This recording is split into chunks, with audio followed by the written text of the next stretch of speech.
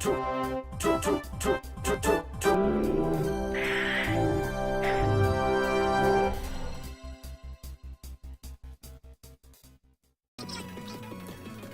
that was Mighty Number 9. What can we really say about this? It's Mega Man. That's really just what it is. It's a Mega Man clone with a new dashing mechanic that the game is completely built around. I can't in good conscience say that Mighty Number 9 is a bad game. It is perfectly competent at what it set out to do, which is to be Mega Man. And it was a perfectly competent Mega Man game. It just failed at being a Mighty Number 9 game. And I think that's the great sin of this game. The game was made with almost $4 million over the course of 3 years, a year more than planned. And it's only just this oh-so-generic trotting out of the Mega Man formula. It was just a really disappointing end product. If you consider the controls, you jump and you shoot, and it's Mega Man. You can't really say much about that. It's about as generic a 2D platformer shooter as they come. The big innovation of this game is the dashing mechanic. Accelerating. With a dash into weakened enemies absorbs them, and sometimes provides you with buffs. And it kind of just slows the game down. Even the simplest of enemies can soak upwards of 10 basic shots before just dying, so you have to dash towards them to keep up speed. But then there are other enemies that are probably behind the enemy that you're dashing towards to absorb that haven't been damaged, which means you're just flinging yourself into danger. Or you just sit there and shoot at it forever until it dies. Because of this, you just don't feel like your attacks have any impact. A lot of enemies just kind of feel like they no-sell your attempts at killing them, which just isn't rewarding or fun. Beck is also miserably slow, and constantly dashing forever or managing to get a hold of the green-colored buff is honestly the only way to move at a reasonable pace. The controls are also extremely loose, and many abilities simply are never explained. For instance, in the room before the third stage's boss, Dynatron, text is tossed onto the screen telling you to use the crouch dash. The problem with that, besides the poor design choice of introducing a new mechanic at the end of a stage with splash text, is that Beck can't crouch. At no point in the game do you ever crouch. And if you don't use the crouch dash there, you die. And his horrible hitboxes don't help. Another ability that is never mentioned or really explained is the action shift. Holding down the right trigger button will alter your jump and attack while on the ground. Both are fairly useless, though the action shifted attack can allow you to attack things at diagonal below you, which has the occasional use. Something that is never explained either is that while in midair and holding down, dashing will send you directly to the ground, which makes precision dodging difficult if you try to do a crouch dash, which involves holding down while on the ground immediately after landing, because you might dash too early and do the ground pound instead. You also never quite feel in control of Beck. There's such an extreme dichotomy between Beck's walking speed and his dashing speed that you have to adjust between moments each time you dash. and Beck can turn on a dime mid-dash, which can be stressful, to say the least. Occasionally it feels like mechanics simply don't work or change from moment to moment. Your dash might absorb something from a certain distance once, but then not a second time.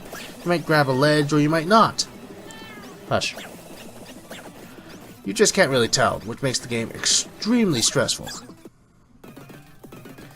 Visually, the game is basic. Hush. Hush! An alpha was sent out to backers of the game over a year ago, and there's literally no difference between the visuals from then and the visuals in the completed game. The models are visibly of a very low quality. You can easily see where each individual polygon is, and each sharply contrasts with the polygon next to them. Critical animations are simply missing, making the characters feel lifeless and bland. Cutscenes feel lacking in impact and direction, facial expressions simply don't match up with dialogue, and this just sends the characters into the uncanny valley of feeling a little awkward to look at. Many cutscenes simply don't have a full range of visuals either, particularly in the Raid DLC. Musically, the game does musically. It's fine. The voice acting is campy and frequently emotionally inappropriate, and many critical sound effects are missing, which makes many things seem weightless and without impact. The sound mixing also could have used some work. Many voice lines play over themselves or cut themselves off, and it's a little hard to tell what characters are saying sometimes. And speaking of that, the characters are all basic archetypes. You can easily define all the characters in the story in a few words, and they don't particularly act beyond their stereotypes. You see the dumb heavy lifter with a heart of gold, the pun-making clown, the lone wolf gunslinger, the mysterious swordsman, Fact, the corrupt businessman, the aloof scientists, and the list just goes on. It just goes on. Additionally, the characters just don't have much relevance. They try to build up relationships between them, and then it just falls flat. For instance, Graham, the corrupt businessman, does technically drive the plot, but only so far as he activates the final boss, who causes the malfunction in the first place. And then, once the truth comes out, poof, he's gone, and never returns. No mention of him is made ever again. He's just gone. Forget about it. Similarly, we have Blackwell, who is imprisoned for cyber terrorism. He's constantly mentioned, and a full stage is devoted into breaking into prison to talk to him, and he has literally no effect on the plot. All he does is drop some exposition, attempt to start a debate on the ethics behind sentient robots, and then just sits in his prison cell forever. And doesn't do anything. Honestly, the only character I was particularly invested in was Rachel, from the Ray DLC.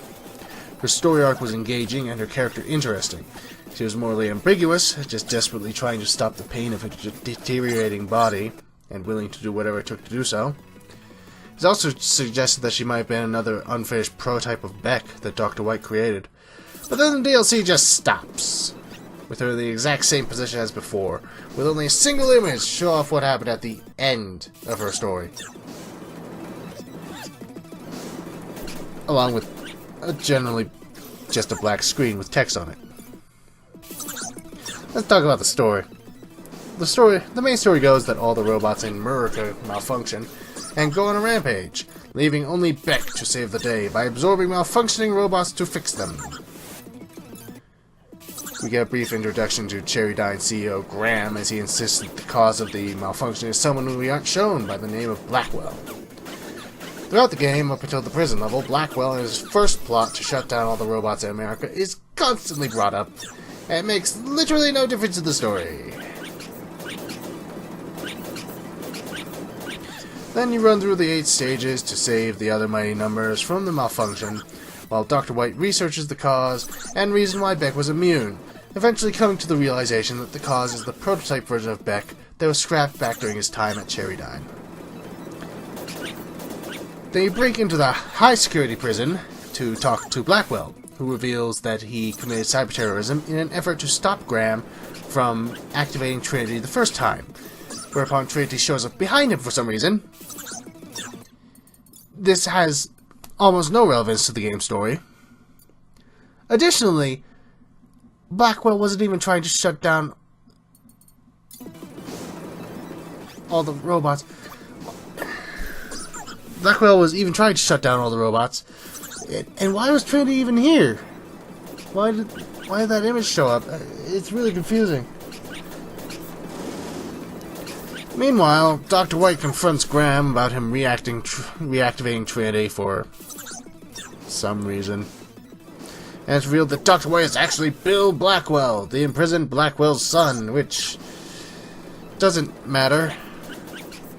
And then Beck uses his ability to absorb code to make Trinity not be something. And then everything's fine and everyone's happy except for Blackwell, who's having a theological discussion with Dr. White about the ethics of giving robots hearts and free will and turning them human like Dr. White does with Trinity, which has never come up before and has no effect on the plot. And in the end, Beck just goes back to battling in the Robot Death Coliseum, and the game ends. The game tries to set up this grand epic of a story, but relies on a backstory that you never get to see, making all the events of the game seem very disjointed. There are so many characters that they introduce, and they have no real relevance to the plot, acting more as plot devices than actual characters. There are a number of bugs in the game. They're not... I didn't really encounter any, just some awkward hitbox issues. Strange... yeah, just basically hitbox issues. Like during the Ray's final boss fight, where Trinity just randomly became intangible for some reason.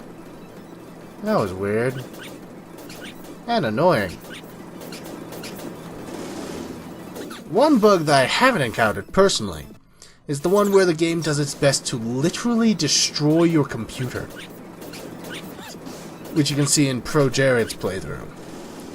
I don't even know how a game manages to be programmed so badly as to destroy your computer like that.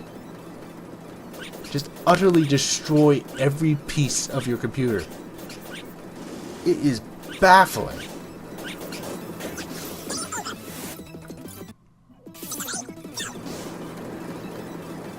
But yeah, Mighty number 9.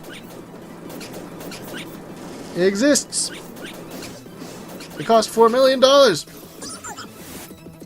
I backed this. Ah.